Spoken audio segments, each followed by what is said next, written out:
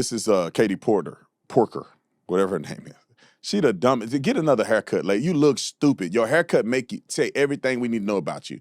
Roll the clip. Congresswoman Porter, you recently put Look out at an that. email. Look, hold on. Why she look like a wet dog?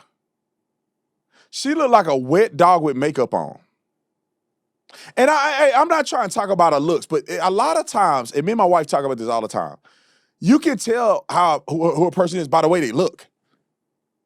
You can tell right away. It's like when you go to a bar and you're trying to date a guy or you a girl, you can see a scumbag. They just look a certain way. She looks a certain way. And what she say is exactly how she look. Roll the clip. Email with the subject line, F Trump.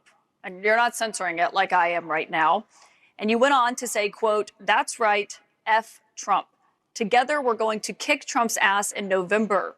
Will F Trump be your guiding principle in dealing with the president? When Donald Trump hurts California, as he has again and again, then I will absolutely stand up to him 100%. He has denied wildfire funding to help disaster victims here in California. He has made it clear that he is seeking to specifically punish California in canceling green energy projects here that create good, high-paying jobs while he's allowing them to continue in other states. We absolutely have to be clear about the risk that Donald Trump presents to Californians and to our economy and to our ability to change California for the better. So if he's going to attack California, yeah, F him. No, say what you said, woman. You didn't say F him. You said the cuss word. Why you can't say the cuss word on the stage? Because you know it's inappropriate and it's unprofessional. But you say it on your little blogs and stuff. Come on, man. All right, what's our next clip? Healthcare for immigrants. This would be a deal breaker for every Californian. Roll it. So, Congresswoman Porter, your thoughts on the idea of funding health care for undocumented immigrants statewide? Yes.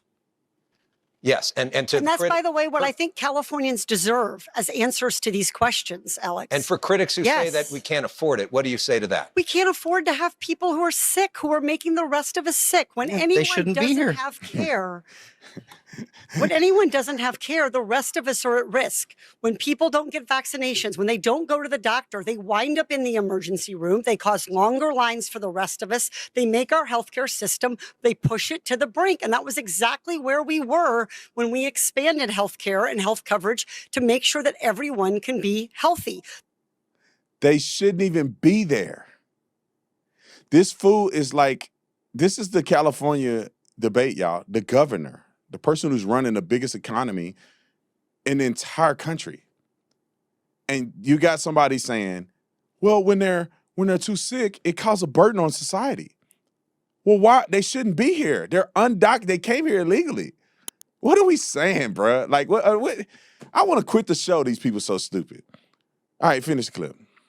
Go ahead. It's the job of the California governor to protect every single Californian. The sanctuary state policy is designed to make sure that our state resources, the taxpayer dollars, the public servants that we have are focusing on doing their jobs, which is not cooperating with the federal immigration authorities. These are Californians. They contribute to our economy. They pay taxes, and they're one of the only ways that our state has been growing in recent years. No. They're what you have left after everybody leaves California. Don't act like they're growing in California. What happened is that people are leaving. They're the only people left, and they keep coming in because you have a sanctuary state. Dummies. All right, last one, Steve Hilton. I want to play his clip. And then we got a Scott Jennings clip to go along with this. I wanted y'all to hear what Scott Jennings had to say. Roll the clip. No. So, Caitlin and Alex, it's interesting. We've already seen a couple of things that we'll probably see a lot of in this debate, which is the Democrats who are here who've been responsible for 16 years of one-party rule for everything that we see in California, won't take responsibility, and all they can talk about is Trump.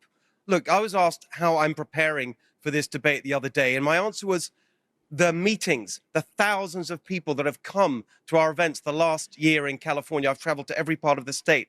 I've seen the struggle and the stories. And that is my struggle and my stories. My parents were immigrants. The California dream is my dream. And I want that for every single one of you watching out there. And Mr. We Hilton, can get it back. You heard Mayor Mahan invoke MAGA values in his answer there. There are more than 2/3 of registered voters in this state who disapprove of President Trump's job performance. Why should voters who are unhappy with the performance of the president vote for the candidate that he's endorsed in this race? So they should vote for the candidate who's got a concrete plan to make our state Cal affordable. $3 gas, cut your electric bills in half, your first 100 grand tax-free, a home you can afford to buy. It's common sense, practical things. Most of my career has been in business. I know how to get things done, and we need to change. We need some fresh thinking after 16 years of one-party rule from these Democrats that have given us the highest poverty rate, as you mentioned, the highest unemployment rate, and the highest cost of living in the country. So what he's pretty much saying, don't let Trump derangement syndrome get in the way. Trump can endorse whoever he want to endorse. Trump is not the president of California.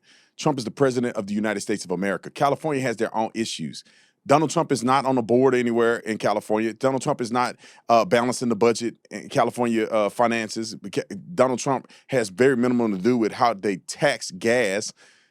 Donald Trump has nothing to do with these homeless people on the side of the road shooting up heroin, fentanyl, looking like zombies with their pants hanging down, taking a poo in front of your business. Donald Trump has nothing. Donald Trump, Joe Biden, anybody else that's running for office or as the president has nothing to do with what happens, majority of what happened in California.